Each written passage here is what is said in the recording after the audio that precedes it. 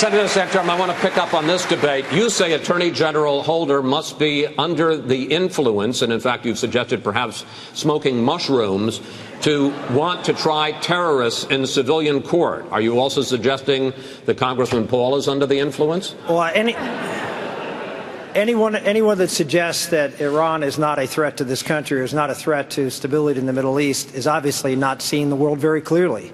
He sees it exactly the way that Barack Obama sees it, that we have to go around and apologize for the fact that we've gone out and exerted our influence to create freedom around the world.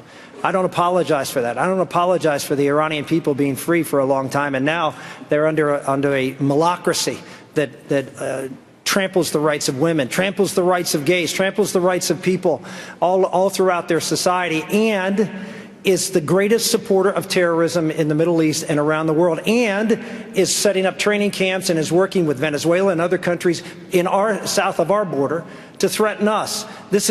Iran is a country that must be confronted.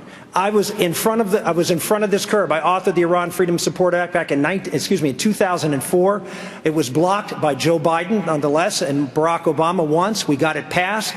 And I can tell you, if Rick Santorum and when Rick Santorum is president, Iran will not get a nuclear weapon, because the world as we know it will be no more. Congressman Paul, 30 seconds. You've heard the war propaganda that is liable to lead us into the sixth war, and I worry about that position.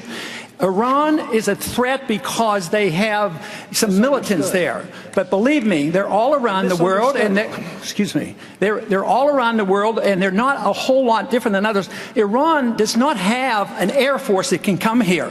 They can't even make enough gasoline for themselves. And here we are, building this case out. Please. They're building up this case just like we did in Iraq. Build up the war propaganda. There was no Al-Qaeda in Iraq, and they had nuclear weapons, and we had to go in. I'm sure you supported that war as well. Yeah. Okay. It's time we quit this. It's time. It's trillions of dollars we're spending on these wars.